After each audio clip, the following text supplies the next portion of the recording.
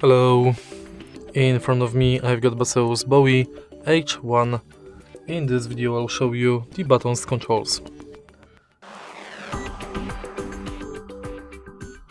To play and pause, press the multifunctional key once.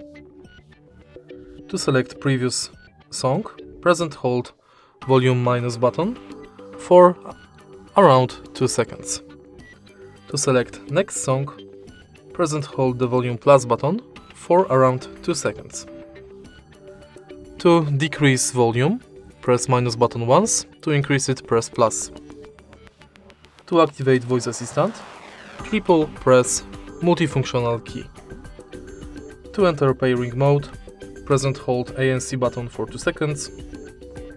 To switch the noise reduction mode, press ANC button once.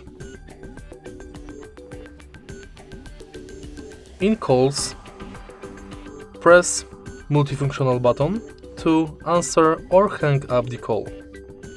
To reject a call, press and hold the multifunctional button for around 2 seconds.